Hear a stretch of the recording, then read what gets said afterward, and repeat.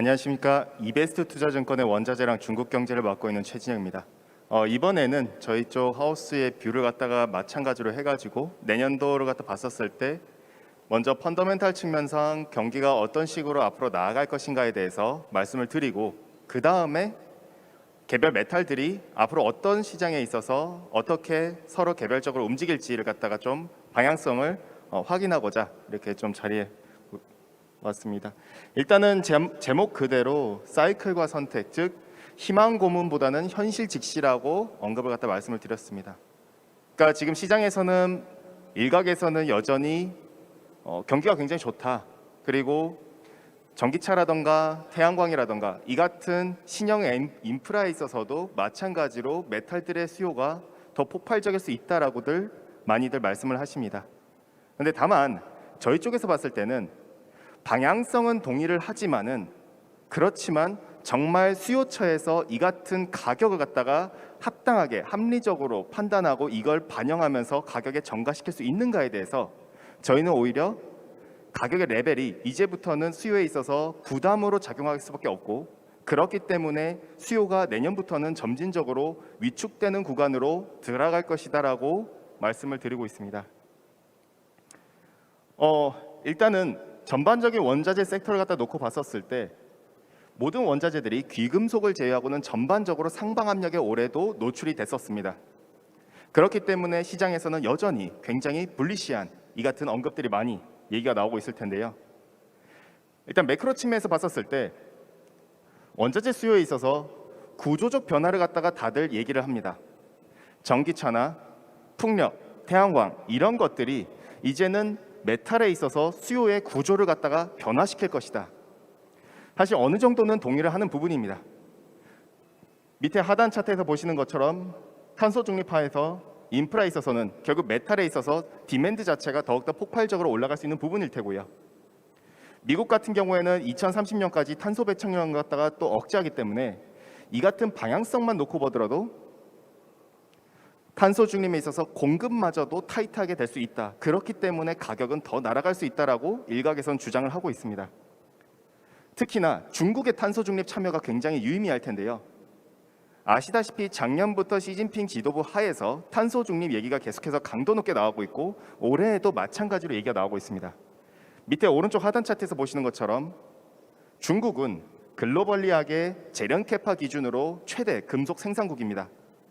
그렇기 때문에 시장에서는 이 중국의 탄소 중립 참여 역시도 가격 측면에서 공급의 증가 속도를 더 둔화시키기 때문에 가격을 더 끌어올릴 수 있다라고 주장을 하고 있는 것이겠고요. 바로 디맨드 측면에서 왼쪽 하단에 있는 차트에서 보시는 것처럼 풍력 같은 경우에는 결국에는 메탈의 시장을 갖다 알리고 있습니다. 친환경 인프라는 메탈의 시장을 알립니다. 풍력 같은 경우에는 오프쇼어 기준으로 구리 소비량이 메가와트당 8에서 9톤, 그리고 EV 같은 경우에는 한 대당 50kg인데 이거는 개별 차종에마다 조금씩 차이가 있기는 합니다. 어쨌든 중요한 거는 기존의 내연기관 차보다 결국에는 메탈의 수요가 훨씬 더 올라갈 수 있다라는 그 같은 구조적의 변화를 갖다가 많이들 얘기를 하고 있는 것이겠죠.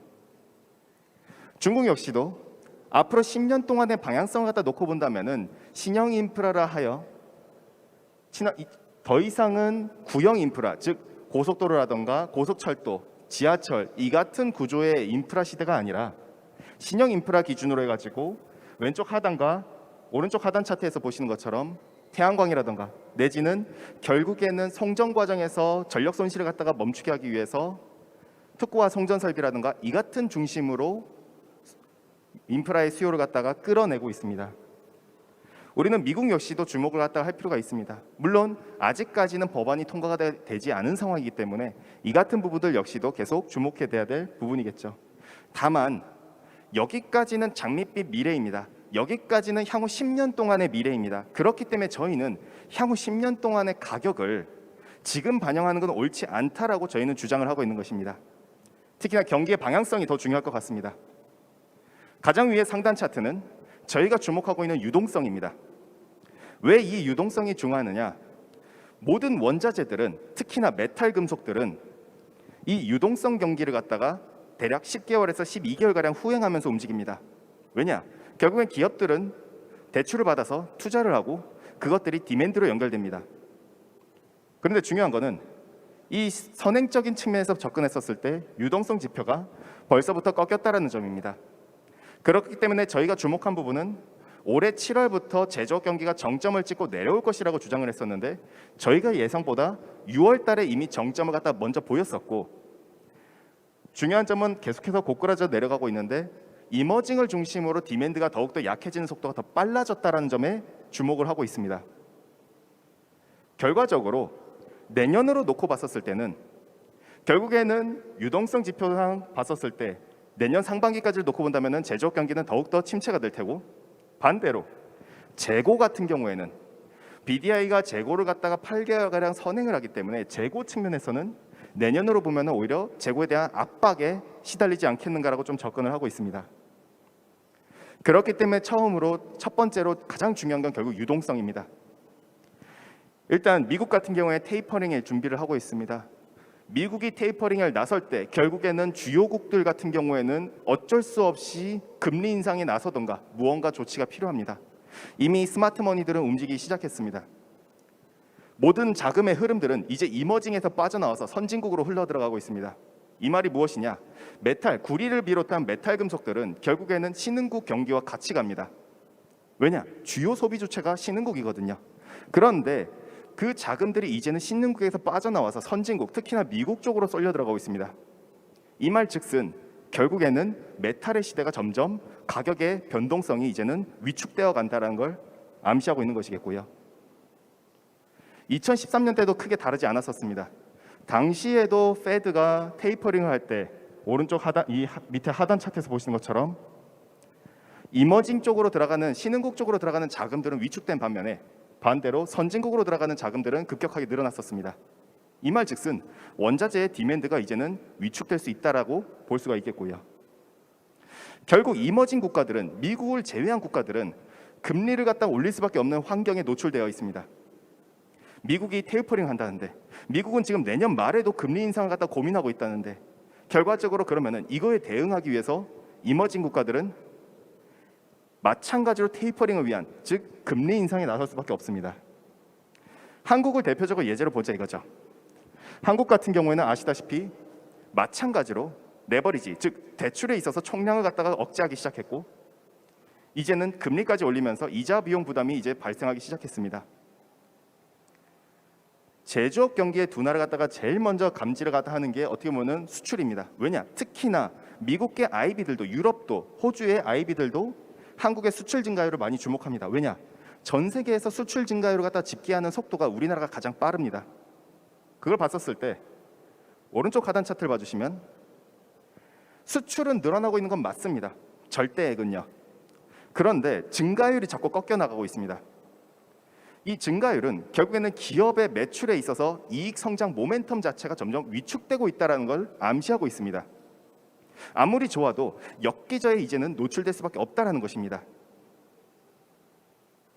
특히나 이제 물가에 대한 부담도 시장이 반영하기 시작했습니다. 그렇기 때문에 최근에 미국 IB들도 구리에 대한 가격 전망치를 하향 조정하기 시작했고, 지금 물가와 관련해가지고 유럽 쪽만 하더라도 아시다시피 전력난 때문에 천연가스 재고가 부족해서 지금 공장에 있어서 가동도 못 돌리고 있는 형국이 돼버렸고, 중국도 비슷한 환경에 이제 처해져 있고, 이 같은 상황들에 있어서 물가 압력이 계속해서 치고 논다면은 결과적으로 기업들의 이익에 대해서 비용 부담단에서 커질 수밖에 없는 환경에 내년도에는 노출될 수밖에 없지 않겠는가. 많이들 위드 코로나를 갖다가 주목을 합니다. 내년도에 위드 코로나.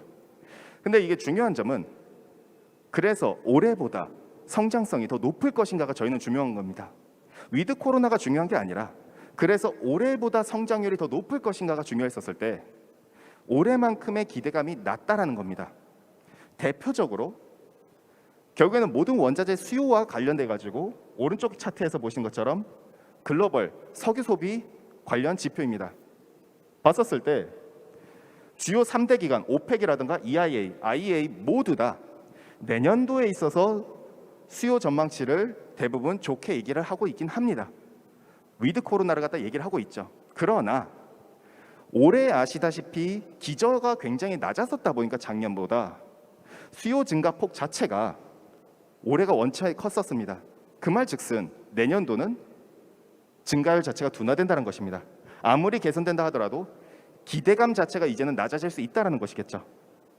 더불어서 이머징 중에서도 최악의 이머징 국가들 같은 경우에는 우리가 수요를 기대하기가 더 어렵다는 것입니다.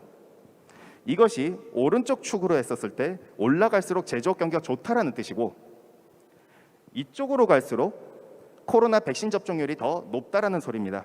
그런데 제일 하단부에 위치해 있는 이들 국가들 같은 경우에는 여전히 리스크에 노출되어 있다는 걸 암시하고 있는 것이죠.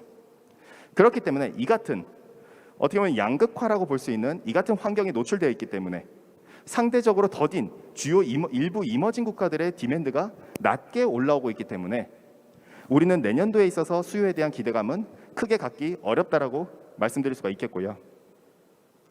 결국에서 시장에서는 중국을 주목하고 있습니다. 많이들 중국이 이제는 무엇인가 해줘야 되는 거 아니냐. 왜냐? 글로벌 원자재 소비에서 40에서 50%를 차지한 국가가 바로 중국입니다. 글로벌 최대 공급 국가이지만은 순수비 국가이기도 하고 최대 소비 국가입니다. 그래서 많이들 얘기하시는 게 중국의 부양책, 통화정책단에서 무언가 해주지 않을까. 그렇기 때문에 시장에서 얘기하는 거는 지급준비율 인하를 갖다 얘기를 하고 있습니다. 그러나 7월 달에도 지급준비율 인하가 나와서 유동성을 갖다 풀었지만은 중기 유동성 창구라 해가지고 오른쪽 하단 차트에 MLF 만기 물량이 여전히 연말까지 3조 위안이 남아 있습니다. 즉 통화정책 측면에서 무언가 지금 하기가 애매한 상황이겠죠. 그럼 중국에 우리가 정책 기대감을 언제쯤 기대할 수 있는가? 저희는 내년 빠르면은 4월, 늦어도 내년 하반기로 접근을 하고 있습니다. 올해 같은 경우에는 더 하기가 어렵고 내년 상반기에도 중국은 나서기가 상당히 좀 여전히 어렵다고 보고 있습니다. 왜냐? 바로 부채 문제입니다. 중국은 작년 8월부터 부동산 산업을 중심으로 디레버리징, 즉 대출을 옥죄기 시작했습니다. 그러다 보니 헝다 같은 사태들이 터지기 시작했다는 것이죠. 헝다 같은 경우에는 주요 자기들의 경쟁사들이 대출을 줄여나가고 있을 때 정부 정책에 맞춰서 헝다만 그 반대로 역행하고 있었습니다. 그러다 보니 디폴트 우려가 발생했다고 볼 수가 있는데, 가장 중요한 점은 오른쪽 하단에 있는 차트입니다. 그럼 정책이 언제쯤 전환될 것인가? 저희가 왜 내년 4월 이후라고 말씀드리냐면, 이것이 중국의 회사채 트리플 A 이하 등급의 회사채의 만기 비중입니다. 이 말은 무엇이냐면은 이 비중이 올라갈수록 리스크에 노출된다는 것입니다. 그럼 봤었을 때 지금 기준으로 내년 4월까지 중국의 회사채 디폴트 우려는 계속 커지는 구조입니다. 특히나 부동산 섹터 같은 경우에는 부동산 기업들의 회사채 같은 경우에는 만기 비중이 계속 올라갑니다.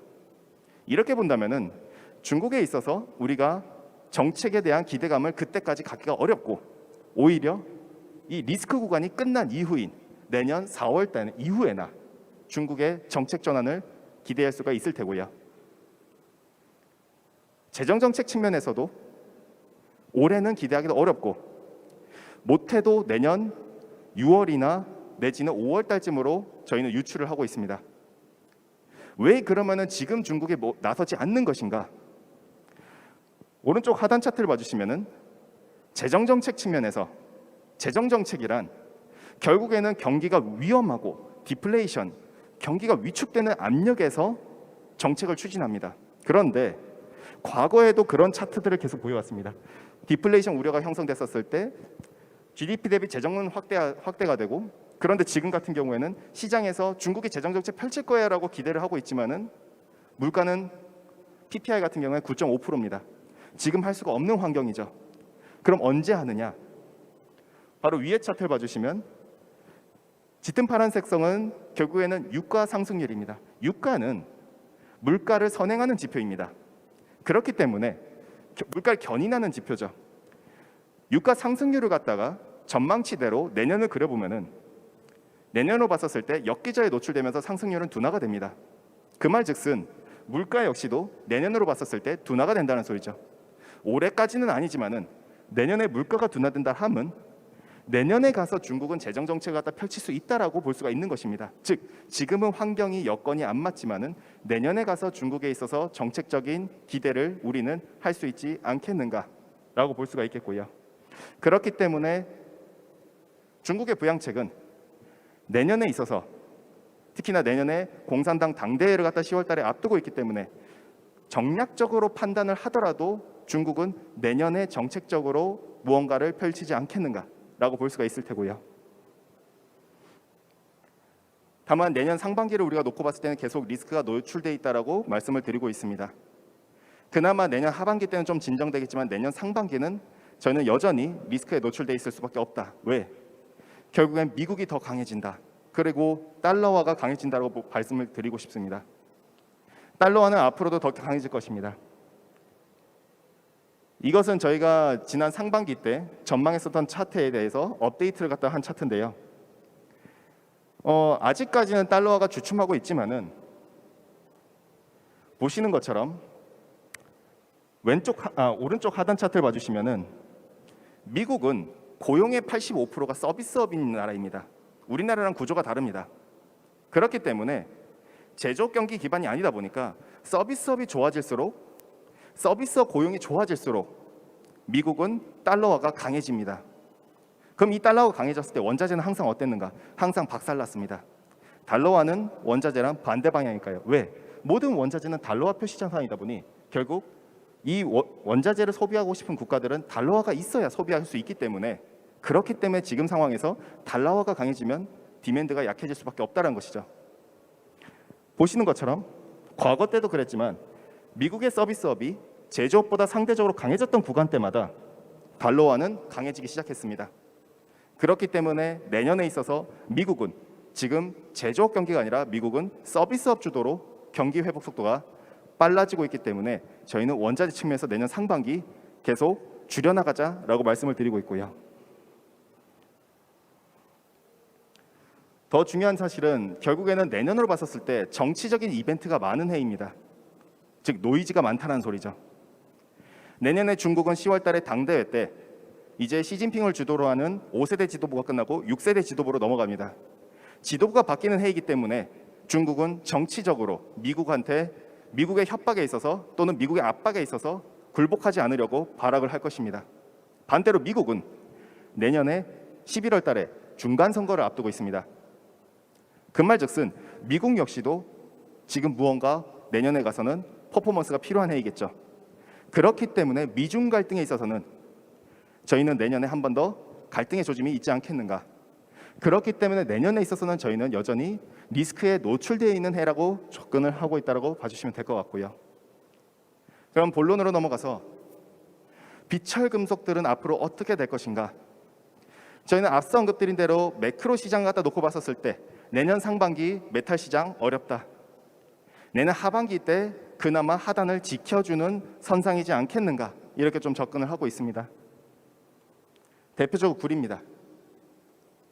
구리 같은 경우에는 저희가 가격 레인지를 많이 낮췄습니다. 올해에 있어서도 저희는 하반기 전망을 갖다 할 때 가격의 레벨이 한번 상반기 때 슈팅을 했다가 그 위로 계속 주춤하면서 내려가기 시작할 것이라고 접근했었고 이 같은 방향성은 내년에도 계속될 수밖에 없다라고 접근을 하고 있습니다.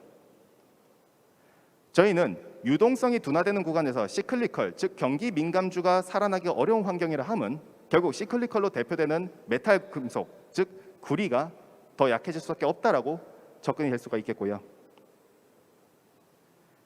공급 측면에서 분명 불확실성은 상존해 있습니다. 칠레단에서 광산 노조들의 파업 리스크가 여기저기서 계속 들려왔었기 때문이죠. 그러나 과거와의 우리가 차이점을 두자 이겁니다. 저희는 광산들의 파업 리스크가 더 크게 이뤄지기는 어렵다라고 접근을 하고 있는데요. 왜냐하면 지금 상황에서 광산 기업들은 협상을 할 여력이 있다라는 소리입니다. 그렇기 때문에 광산들이 노조들이 지금 파업한다 하더라도 크게 리스크가 안 될 것이다. 공급 측면에서. 왜? 오른쪽 하단 차트처럼 지금의 가격과 광산들의 캐시 코스트, 즉 현금에 대한 비용 측면에서 같이 고려한다면은 여전히 돈을 벌고 있는 구조다. 이익이 충분히 남고 있는 구조다. 이걸 본다면은 2017년과 다르게 광산의 파업 리스크는 예상보다 낮다라고 볼 수가 있겠고요. 그렇기 때문에 글로벌 최대 구리 광산인 에스콘디다가 파업 리스크가 불과 한 달도 안 가서 끝나버렸고, 나머지들도 마찬가지로 사실 한 달도 안 돼서 금방금방 끝나가고 있습니다. 특히나 지금의 구조상에서는 오른쪽 상단 차트처럼 캐시코스트상 90분 위에 위치하고 있는 광산 기업들조차도 돈을 갖다 벌고 있는 구조입니다. 그 말즉슨 무엇이느냐? 폐쇄됐던 광산들도 조업을 갖다 돌리기 시작했다는 말입니다. 다들 신규 공급이 부족하다고 많이들 지적을 하고 있지만은 정작 기존에 폐쇄됐었던, 비용이 높아서 폐쇄됐었던, 경제적으로 불안정한 그런 광산들조차도 가격이 높아지면서 가동을 돌리다 보니, 그렇다면은 내년에 됐었을 때 비용적인 측면에서라던가 이걸 감안하면은 공급은 계속 올라오는 구조선상에서 가격은 점점 공급의 압박을 맞이하게 될 것이지 않겠는가, 이렇게 볼 수가 있겠고요. 그렇기 때문에 오른쪽 하단 차트를 봐주시면은 공급이 개선된 선상에서 재련 기업들의 이익 같은 경우에는 계속 올라갈 수밖에 없는 구조라 볼 수 있겠습니다. 결국 TC가 반등하겠으니까요. 남미 쪽에서 정치 리스크 노출되어 있는 건 사실입니다. 그렇지만 남미 쪽에서의 정치적인 리스크는 너무 시장이 과도하게 선반영한 측면들이 있다는 것입니다. 대표적으로 칠레를 예를 들면은 칠레 같은 경우에는 상원을 갖다 주도로 해가지고 지금 광물 판매 누진세법을 갖다가 통과만 앞두고 있습니다. 광산위원회는 통과가 됐지만은 아직 상원에서 전체에서 가결 여부가 결정이 안 냈기 때문이죠. 이게 된다면은 오른쪽 차트에서 보시는 것처럼 칠레는 구리 판매에 있어서 세금 자체가 여타 경쟁국보다 가장 높은 수준이 되게 됩니다. 그러나 그렇게 된다 하더라도 여전히 지금의 광산들과 정부와의 조세안정협정이 2023년 말까지 계획되어 있기 때문에 지금 당장 공급 차질로 미래의 불확실성을 선반영하는 것은 과도하다라고 볼 수가 있겠고요. 수요 측면에서는 앞서 말씀드린 대로 결국엔 친환경 인프라 많이들 좋다라고 얘기하고 이것이 수요 구조 측면에서 뭔가 변화를 갖다 야기하고 있다라고 말씀을 갖다 하시지만은, 다만 방향성은 맞지만은 과도하게 높은 가격은 결국엔 그 디맨드에 있어서 추세의 전환을 지연시킬 수 있다라고 볼 수가 있습니다. 그렇기 때문에 저희는 구리에 있어서 친환경 인프라나 이 같은 수요에 대한 기대감 역시도 좀 톤다운할 필요가 있다라고 말씀드리겠고요. 마찬가지로 지금 시장에서는 실물 업계에서는 아니겠지만은 금융 시장에서는 대체 수요 측면에서 가격의 레벨을 갖다 측정했었을 때 구리 가격이 여전히 높다라고 접근을 하고 있습니다. 그렇기 때문에 상단이 제한되다라 보고 있겠죠. 결국 모든 원자재는 대체성을 갖고 있기 때문에 시장에서 바로 주목하는 부분은 바로 그 대체 측면에서 대표적으로 구리와 알루미늄 간의 상대 성과를 통해서도 볼 수 있다시피 지금의 가격 레벨에서는 그 레벨 자체가 과거 때와 마찬가지로 너무 높은 수준에 와 있기 때문에 구리 가격이 추가적으로 상승하기는 어렵다라고 접근할 수밖에 없겠습니다. 결과적으로 내년을 놓고 봤었을 때 우리는 디맨드가 점점 줄어드는 그 구간으로 가고 있다라 볼 수가 있겠고요. 대표적으로 우리는 앞부분에 보시다시피 중국 쪽 디맨드를 보더라도 동선 가동률이라든가 동강 가동률이라든가 동판 시트 가동률이라든가 전체적으로 우리가 놓고 봤었을 때 디맨드가 강하다고 보기가 어렵습니다. 중국의 디맨드는 점점 위축되고 있죠. 선진국들 같은 경우에는 아직까지는 디맨드가 강한 상태입니다. 다만 내년으로 봤었을 때 결국엔 미국의 테이퍼링에 앞서서 디맨드가 계속 강할 수 있는가에 대해서 저희는 고민이 필요하다고 볼 수가 있겠고요. 그렇기 때문에 내년에 있어서는 위드 코로나와 관련해가지고 위드 코로나 된 거 긍정적인 거 맞습니다. 다만 기대감 자체가 올해가 전년보다 봤었을 때 그 기저를 갖다 놓고 본다면은 올해에 대해서 내년으로 갈수록 기대감은 낮아질 수밖에 없지 않겠는가. 그렇기 때문에 구리에 대해서는 점점 재고에 대한 부담이 내년 연말로 갈수록 다시 커지지 않겠는가, 이렇게 봐주시면 될 것 같고요. 알루미늄 같은 경우에는 사실 가장 긍정적인 매력적인 자산이 저희는 알루미늄이라고 접근하고 있습니다. 왜냐? 결국 탄소 중립과 연관되어 있는 금속 중에 가장 공급 차질 요인이 크고 그동안 중국 때문에 공급 과잉으로 힘들어해왔던 금속이 이젠 중국 주도로 해가지고 공급을 없애가고 있는 과정이기 때문이죠. 분명 유의미합니다. 오른쪽 차트에서 보시면은 중국계 알루미늄 생산 기업들의 탄소 배출을 갖다가 기준으로 봤었을 때 빨간색은 중국계 기업들입니다. 대다수가 탄소 중립의 어떻게 보면 가이드라인 선상에 있기 때문에 이들 기업 중심으로 공급은 계속 타이트해질 수밖에 없겠죠. 특히나 중국 정부는 오른쪽 차트 이쪽 차트를 갖다 봐주시면은 2030년을 갖다 정점으로 탄소 중립을 갖다가 점점 끝내가겠다는 방향입니다. 가장 오른쪽 차트를 갖다 봐주시면은 미국의 사례를 갖다 우리가 놓고 보자 이거죠. 미국의 사례를 놓고 보면은 2005년 교토 의정서를 갖다 기준으로 해가지고 미국의 탄소 배출량이 줄어듭니다. 마찬가지로 알루미늄 생산량 역시도 점점 둔화되는 그림이었죠. 중국 역시도 앞으로 방향성 자체가 그러면은 공급 증가 속도가 둔화될 수 있기 때문에 가격 측면에서는 사실은 올라가는 요인이라고 볼 수가 있습니다. 오른쪽 차트에서 보시는 것처럼 알루미늄 같은 경우에는 이 4대 메탈 중에서 1톤 생산할 때 가장 많은 전력 소비량이 나타나겠죠. 그렇기 때문에 요 최근에 중국 쪽에서의 전력난 같은 경우에는 공급 차질 요인으로 작용할 수밖에 없겠고, 그렇기 때문에 5월부터 지금까지 가격은 여전히 계속 상승세로 나타났다는 것입니다. 최근에 전력난이 발생했었던 알루미늄 생산 기업들한테 전력 공급을 갖다가 제한했었던 지역들은 주로 내멍구, 윈난, 허난, 그다음에 광시 이쪽 지역들입니다. 이쪽 지역들을 중심으로 자세히 살펴보면은 중국의 최대 알루미늄 생산지들이 바로 이들 지역입니다. 41%나 되겠고요. 글로벌 최대 공급자 중에서 글로벌 최대 공급자의 41%의 공급이 이들 지역에서 알루미늄 생산을 갖다가 제한해 버리다 보니 가격을 계속 밀어 올렸던 것이겠죠. 다만 우리가 중요한 점은 요번부터 갑자기 9월부터 색깔이 바뀌기 시작했습니다. 8월까지는 9월 초까지는 이 전력난이 가격을 밀어올리는 요인이 맞았어요. 그리고 탄소 중립 정책도 맞고요. 그런데 조금씩 엇나가기 시작합니다. 무엇이냐? 중국이 알루미늄 생산 기업뿐만 아니라 가공 기업마저도 전력 공급을 갖다 제한해 버립니다. 그러다 보니 이들의 디맨드가 수요가 점점 위축되기 보이기 시작했고요. 오른쪽 하단 차트를 갖다 봐주시면은 중국 같은 경우에는 기본적으로 전력의 생산 소비가 대부분 석탄 발전, 연료탄 발전을 갖다 통해서 생산되다 보니 연료탄 가격에 있어서 많이 민감하게 알루미늄 가격이 움직입니다.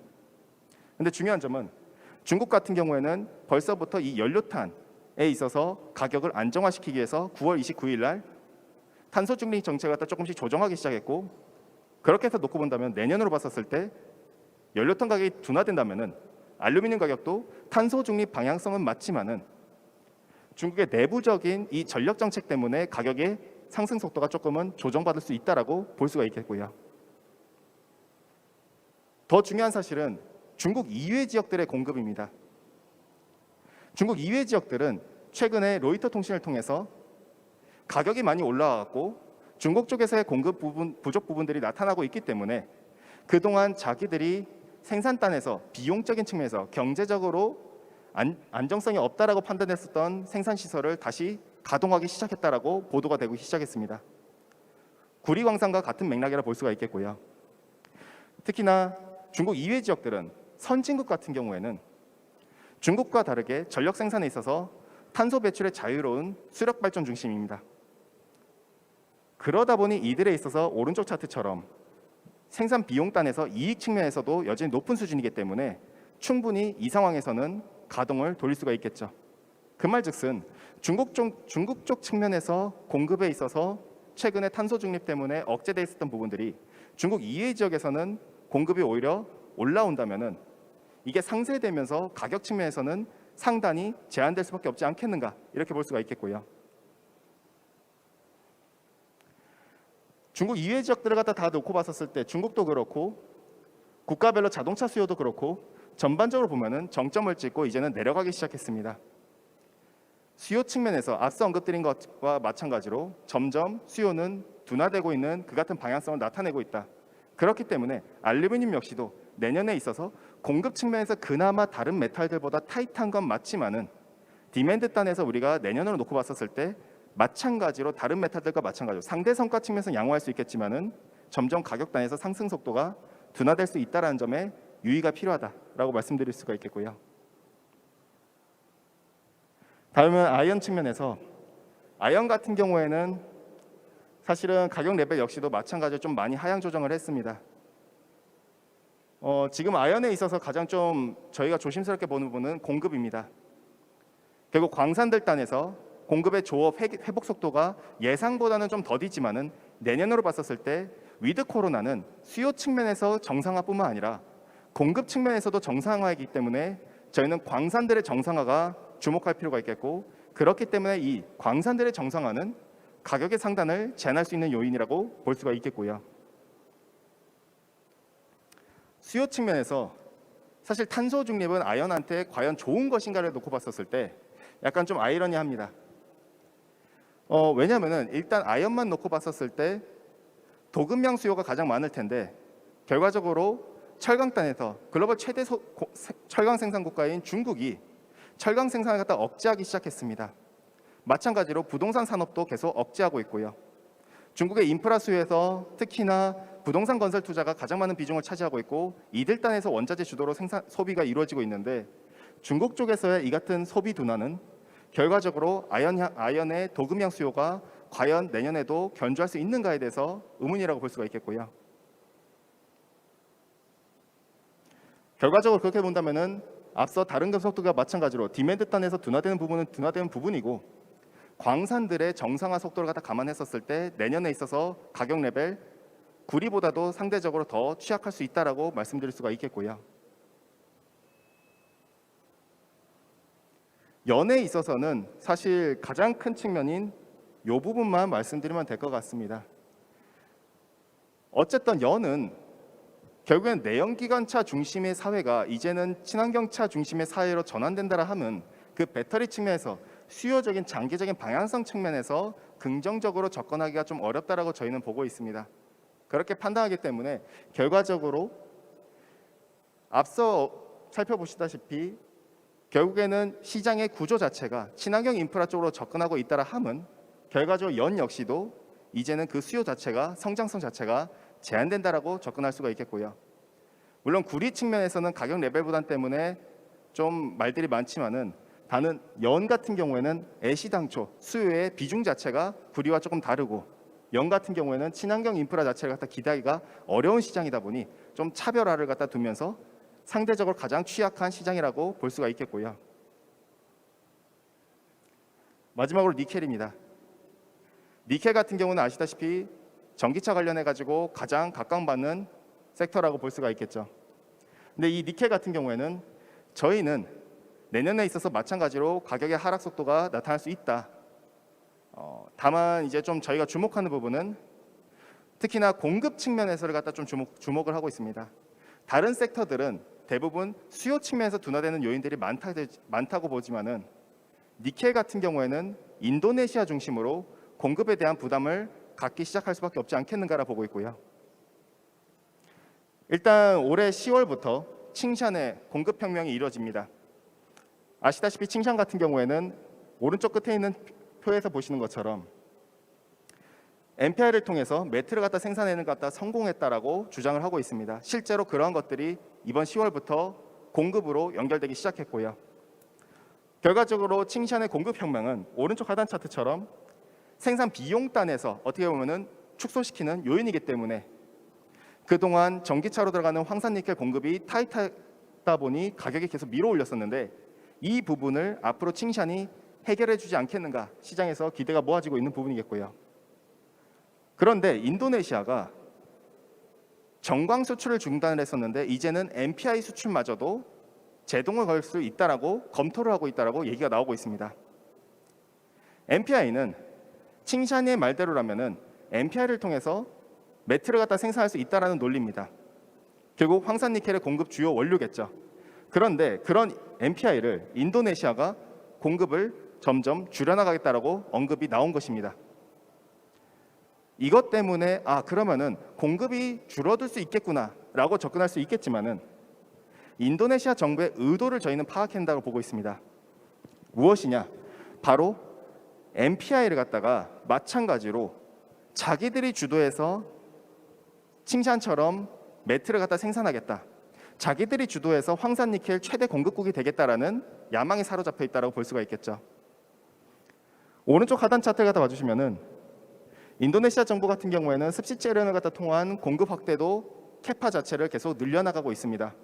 즉 중국 중심이 아니라 자기들 중심으로 전기차로 공급되는 니켈 공급을 확대하겠다는 그 방향성을 본다면은 인도네시아는 수출을 중단하겠다는 게 아니라 원료 자체를 갖다가 자기들이 소화해서 자기들이 주도하는 자기들이 공급을 갖다가 중국의 MS를 줄여나가겠다는 그 방향성이라고 보시면 될 것 같고요. 이 같은 방향성을 놓고 본다면 인도네시아 주도로 앞으로 공급은 더욱더 확대된다고 보시면 될 것 같습니다. 중국 같은 경우에는 필리핀이라는 존재가 있기 때문에 이들을 통해서 공급 조달을 갖다가 받을 수는 있습니다. 다만 필리핀 같은 경우에는 오른쪽 차트에서 보시는 것처럼 계절성이 뚜렷합니다. 이들은 매년 10월부터 익년도 3월까지 수리가오 지역이 우기이기 때문에 이들 지역으로 공급에 있어서 증가 속도를 기대하기 어렵겠죠. 그렇다 보니 결과적으로 중국 주도의 공급 시장이 아니라 인도네시아 주도로 공급 시장이 계속 전환을 갖다가 끊임없이 움직이고 있다고 볼 수가 있겠고요. MPI와 마찬가지로 결과적으로 인도네시아 주도로 MPI도 공급 시장이 바뀌고 있습니다. 그렇다면 황산니켈 역시도 마찬가지로 중국 주도가 아니라 앞으로 인도네시아 주도로 바뀔 수 있다라는 가정이 설립되겠고 내년에 있어서 인도네시아 주도로 공급의 시장이 패권 자체가 바뀔 수 있다라고 볼 수가 있겠고요. 수요 측면에서는 그나마 긍정적인 합니다. 전기차 쪽 분명 빠른 속도로 올라오고 있습니다. 3년 전만 하더라도 이 얘기를 했었을 때 다들 크게 개의치 않았었습니다. 왜냐? 당시에 전기차로 들어가는 니켈 소비 비중 자체가 다 합해도 3%가 안 됐기 때문이죠. 그러나 벌써 지금까지는 봤었을 때 벌써 월간 기준으로는 14%를 갖다 넘어섰고 전체 소비 비중에서 누적 기준으로는 11.5%를 갖다 넘어서기 시작했습니다. 즉 성장성 자체가 폭발적으로 올라오고 있다는 것이고 방향성 자체가 굉장히 긍정적이라는 것이겠죠. 다만 내년에 봤었을 때 어쨌든 중요한 거는 중국 쪽에서의 인프라와 중국 쪽에서의 부동산 건설이라든가 내지는 제조업계 땅에서 글로벌리하게 방향성 자체가 둔화되고 있다라 함은 스테인리스 쪽에서의 디맨드 자체가 크게 기대하기 어렵다라고 가정을 깔 수가 있겠고 내년으로 봤었을 때 저희는 니켈 역시도 마찬가지로 재고에 대해서 고민이 필요하다라고 볼 수가 있겠고요. 디맨드 측면에서는 구리나 이런 애들보다는 상대적으로 그나마 나을 수가 있겠습니다. 다만 공급 측면에서 봤었을 때 니켈은 인도네시아가 저희는 관건이다라고 볼 수가 있겠고요. 결과적으로 모든 메탈들은 사실 저희가 그렇게까지 다 긍정적으로 접근하기 어렵습니다. 내년의 시장에 있어서 저희는 경기 자체가 많이 좀 둔화될 것이라고 접근을 하고 있고 금속들도 마찬가지로 전반적으로 둔화될 것이라고 접근을 하고 있고요. 다만 거기서 우선순위를 갖다 찾자면은 그나마 니켈과 알루미늄이 가장 우선시 될 것이고 하단에는 구리가 되지 않겠는가, 아연과 구리가 되지 않겠는가 이렇게 좀 접근을 하고 있겠고요. 어쨌든 전체적으로 봤었을 때 내년의 시장 좀 녹록지가 않다 이렇게 좀 봐주시면 될 것 같고요. 예, 이상으로 제가 말씀드릴 부분을 마치도록 하겠습니다.